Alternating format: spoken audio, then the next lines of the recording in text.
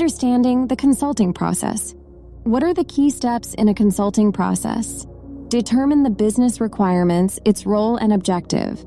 Assess the expectations while building the working relationship. Articulate the possible concerns and roadblocks. Establish a definitive objective along with the anticipated results.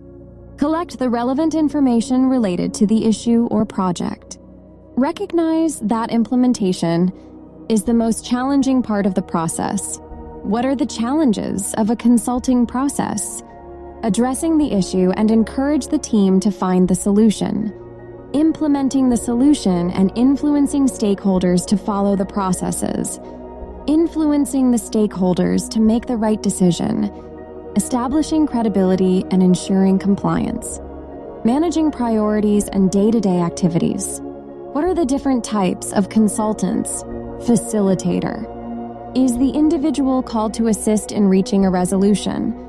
Expert is the individual who analyzes the issues and formulate solutions based on their specialized knowledge. Specialist is the individual who identifies and addresses the gaps in the team performance. Coach is the individual who fosters and guides the growth and development of the team. Designer is the individual who motivates individuals to manage and address the problem. What is the difference between a subject matter expert versus process facilitator? When functioning as a consultant, it is crucial to maintain the balance between the roles of subject matter expert and process facilitator. A subject matter expert is a conventional role where you are called in due to your proficiency, understanding, and distinct abilities. There is a significant dependence on the consultant to resolve the issue, as a process facilitator is more centered on supporting the client in comprehending the circumstances. Instead of offering expert counsel, the consultant provides a method for the client to pinpoint the issue, assess the problems, and devise solutions. This role necessitates the consultant to possess various skills and the capacity to think both analytically and intuitively. What are the common mistakes of an internal consultant? Overlooking the fact that you are the internal consultant. Examples include performing the tasks instead of functioning as a consultant and not establishing boundaries. Focusing on the issue and not thinking about the bigger picture. Lacking the appropriate strategic abilities and project management skills. Overlooking and neglecting main responsibilities as a consultant. What kind of tools are commonly used by consultants? SWOT analysis. A SWOT analysis or SWOT matrix is a strategic planning and strategic management technique used to help a person or organization identify strengths, weaknesses, opportunities, and threats related to business competition or project planning. It is sometimes called situational assessment or situational analysis. Strengths. These are the characteristics of the business or project that give it an advantage over others. Weaknesses. These are the characteristics that place the business or project at a disadvantage relative to others. Opportunities. These are the elements in the environment that the business or project could exploit to its advantage. Threats. These are the elements in the environment that could cause trouble for the business or project. Pest analysis. Pest analysis is a strategic tool used by organizations to identify and assess how political, economic, social, and technological external factors impact their operations.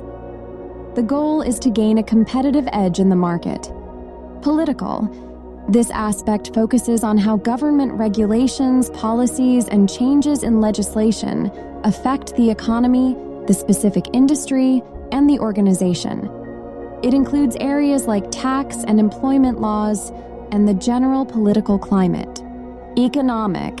This part targets key factors such as interest and exchange rates, economic growth, supply and demand, inflation, and recession. Social. This component considers demographics and age distribution, cultural attitudes, and workplace and lifestyle trends. Technological. This element considers the role and development of technologies within the sector and organization, as well as wider uses, trends, and changes in technology. Fast analysis helps organizations determine how these factors will affect their performance and strategy in the long term. Process mapping.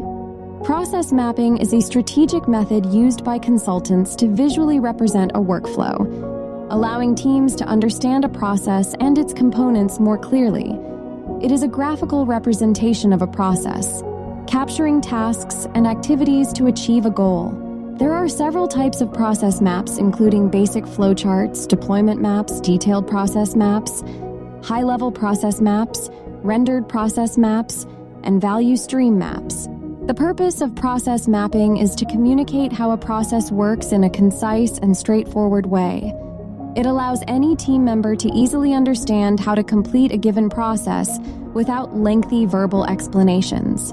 Process mapping promotes a better understanding of processes and helps organizations identify areas for improvement. It is often used to reveal areas of improvement and promote transparency, not only for those within the company, but also for all stakeholders. As a consultant, process mapping is a valuable tool for understanding a client's operations, identifying inefficiencies, and proposing improvements.